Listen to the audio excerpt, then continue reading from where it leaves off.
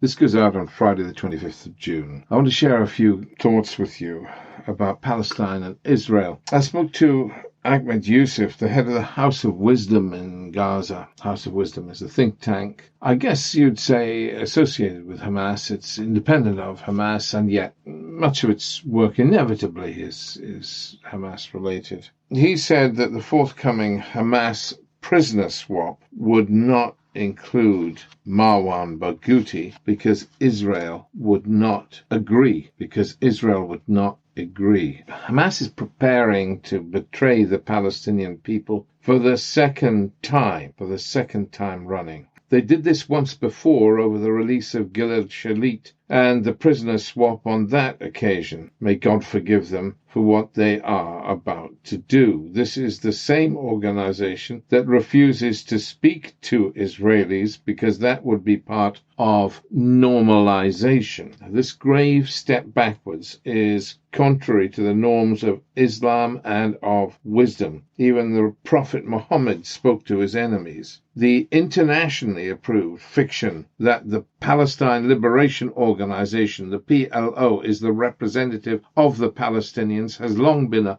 hollow farce. The PLO does not and has never included Hamas. The victors in Palestine's only elections ever permitted by the international community, and the victor in waiting, should those elections ever be held again, are Hamas. The Palestinians cannot and will not ever be allowed to hold elections again because they cannot be trusted to vote the way Israel and the West would wish them to vote. That said, presidential elections could and should be permitted in Palestine. The front runners would be Marwan Barghouti for Fatah and Mohammed Dahlan, also Fatah. Hamas would be nowhere as they lack charismatic leadership. Marwan Barghouti and Mohammed Dahlan are both charismatic men. Dahlan ruled Gaza for Fatah in the Arafat days and did so with a stern hand. The problem was the militia under his command,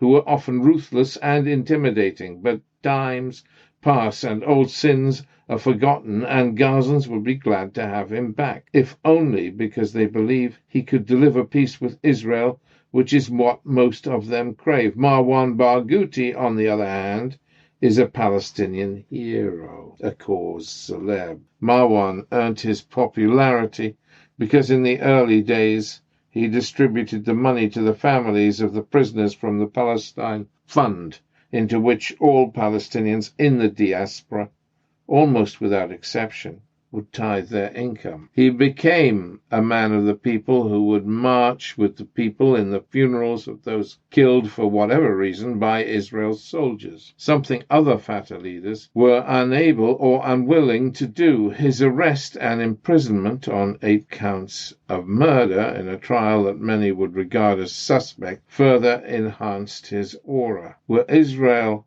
canny, they would release him in a prisoner swap, something obviously both Hamas and Fatah would oppose, as he threatens to undermine their popularity. Now, the new premier of Israel, Naftali Bennett, does not like prisoner swaps. He said so. Well, this is one he should make if indeed he has little or no time for Hamas, as he claims. It would present a satisfactory outcome for all, for him and for us and people like us and for all Palestinians. For us, because it would herald peace. For him, because it would undermine Hamas. Is this a moment of opportunity for peace? Well, Bennett, Israel Prime Minister, he's pretty far to the right. He doesn't believe in a Palestinian state. He thinks Israel should annex all Palestinian land. But then where does that get you? He does believe in some sort of resolution of the present impasse. And if he doesn't cooperate with Yair Lapid, who runs Yesh Atid, the centrist party,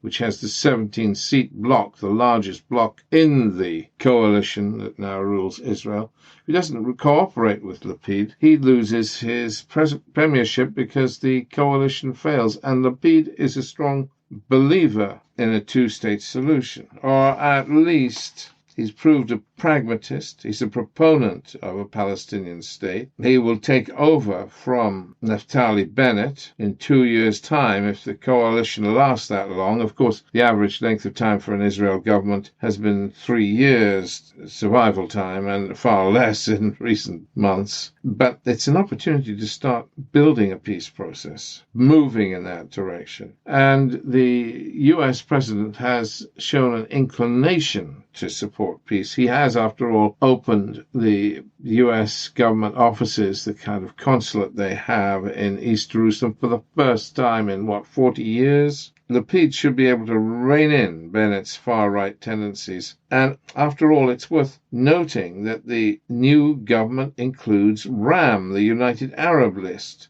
And the RAM leader, Mansour Abbas, leads the first Arab party to ever form part of a ruling coalition in Israel. Already, Abbas has secured an additional 53 billion shekels to improve infrastructure and fight crime in Palestinian-majority towns in Israel. I mean, that's a huge achievement if it really happens. This could lead to significant change for Arab Israelis. Can we have a peace process? Well, there's an opportunity. Isaac Herzog is the new president of Israel. Well, of course, that's a largely ceremonial role, but we know him. We know him well. And it's an indication of the way things may be going. It's a breath of fresh air. Herzog is very committed to a two-state solution. Does that matter? Is the presidency of Israel a largely ceremonial role? Yes. And yet there are big opportunities for the president to push things. The President's Conference is a major event in Israel that is initiated by the president and influences policy. I genuinely think and believe this moment in time represents a real opportunity. What we need to understand and think about is the way forward. In the past, Palestinians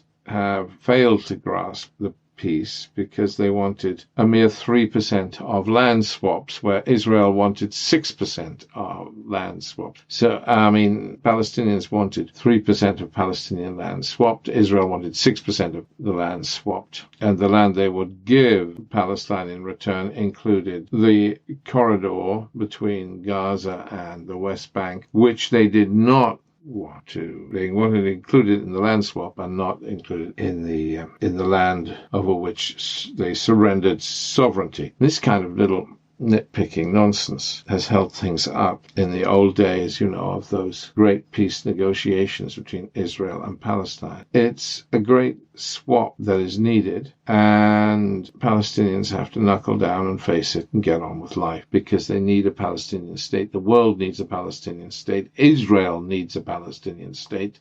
It is time for a Palestinian state.